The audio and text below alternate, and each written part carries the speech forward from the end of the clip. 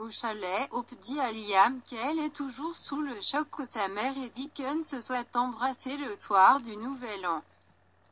Hope récapitule tout ce qui s'est passé cette nuit-là et Liam demande comment elle se sent à ce sujet. Que pensez-vous du fait que vos parents s'embrassent? Hope ne veut pas que quoi que ce soit compromette de la relation de sa mère. Elle sait à quel point elle aime Ridge. Liam le sait, mais ce sont ses parents biologiques dont il parlait. Elle a le droit d'avoir une opinion. Hope suppose que si elle était plus jeune, elle serait excitée à ce sujet. Mais elle ne peut même pas se laisser aller là-bas. Liam se demande où en est Deacon. Avez-vous déjà pensé? Et si tout cela était la fin de partie de Deacon? Il suggère à Hope que c'est peut-être la raison pour laquelle il a essayé de se rapprocher de Hope et des enfants. Hope est gênant. J'espère que non.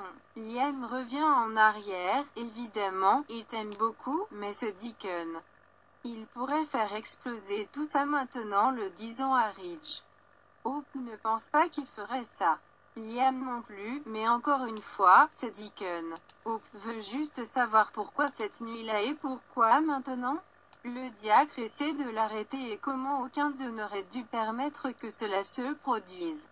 Hope comprend pourquoi sa mère ne veut plus de lui. Liam lève les sourcils et dit évidemment. Deacon fait ressortir quelque chose chez Brooke. Hope décide de rendre visite à son père. Dans la maison principale, Brooke pense à se réveiller à côté de Deacon quand Ridge entre. Il remarque qu'elle est partie et elle admet que, cette nuit, la hante toujours. Ridge lui assure que ce n'est que temporaire et ne dictera pas le reste de sa vie. Il la tire dans une étreinte. Elle a l'air inquiète et espère qu'il a raison. Il passe en revue sa participation aux réunions et assume l'entière responsabilité de sa consommation d'alcool. Brooke ne peut toujours pas s'empêcher de se demander pourquoi elle a fait ça. Elle agonise. Comment ai-je pu être si faible? Ridge la presse d'arrêter de s'en vouloir. Elle est de retour sur la voie de la guérison. Brooke ne comprend tout simplement pas pourquoi elle a pris une si mauvaise décision. Ridge veut qu'elle se laisse aller. Brooke rumine sur le fait de lui faire traverser ça. Il lui rappelle qu'elle ne l'a pas blessé ni trahi. Il l'appelle sa femme fidèle et décrit ses meilleurs attributs. Essayez de vous pardonner pour ce qui s'est passé. C'était une nuit passée. Ils s'embrassent et s'embrassent. À Il Giardino, Deacon se met à professer son amour à Brooke. Sheila apparaît et il laisse échapper. Nous sommes fermés. Elle ignore, rit et le félicite d'avoir occupé le poste là-bas. Elle devine qu'il garde ses distances avec elle à cause de Brooke. Sheila jette un coup d'œil aux bouteilles de champagne avec un sourire narquois et rappelle son vœu de détruire la vie de Brooke. Elle aiguille Deacon sur son temps passé en famille et apprend qu'il n'a pas vu Hope et Brooke. Elle demande, diacre, que se passe-t-il? Il se plaint et elle insiste sur le fait qu'elle a ses meilleurs intérêts à cœur. Sheila sait qu'il ne reculera pas devant Brooke. Deacon dit qu'elle a un mari et qu'il ne discute pas de la blonde avec elle. Sheila taquine, est-ce que c'est l'arme que je vois dans tes yeux?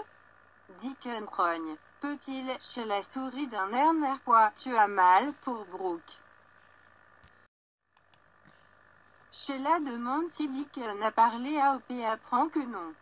Elle trouve cela étrange. Il agit exaspéré par son interrogatoire. Sheila admet qu'elle est jalouse de l'accès qu'il a eu à sa fille et se plaint que Brooke soit déterminé à la tenir à l'écart de la vie de Finney. Deacon l'avertit de laisser Brooke seule et lui dit de partir quand il aperçoit Hope entrer. Sheila s'éloigne et Hope s'approche de son père qui dit qu'il a toujours du temps pour sa fille. Elle admet qu'elle est venue lui parler pour une raison. Je sais ce qui s'est passé entre toi et maman le soir du Nouvel An, derrière les arbustes. Sheila place ses cheveux derrière son oreille dans le but de mieux écouter. Deacon demande à Hope si sa mère lui a parlé de l'alcool. Hope confirme qu'elle l'a fait et Deacon insiste sur le fait qu'il a essayé de la faire arrêter. Hope réprimande pour sa participation et il s'en excuse. Hope ne peut pas comprendre ce qui s'est passé pour déclencher la consommation d'alcool de sa mère cette nuit-là. Elle n'est pas convaincue que le fait que Ridge ne revienne pas était suffisant pour le causer. Hope partage que Brooke a du mal et raconte qu'elle sait aussi qu'ils se sont embrassés. Deacon proteste qu'il ne pensait pas, ils étaient ivres. Nous avons été pris par le moment et c'est arrivé. Sheila se cache derrière un menu, mais c'est bruyant. Hope demande à son père d'être vraiment transparent à propos de cette nuit. Deacon a passé la nuit car il n'était pas en état de conduire mais rien ne s'est passé. Hope comprend cela, mais sa mère panique à l'idée que Ridge puisse le découvrir. Maman ne veut pas le perdre. Elle explique qu'elle est vulnérable en ce moment, et elle est venue pour s'assurer que Deacon ne sapera pas le mariage. Leur avenir est vraiment entre vos mains. Alors, dis-moi papa, qu'est-ce que tu vas faire? À proximité, Sheila semble perturbée.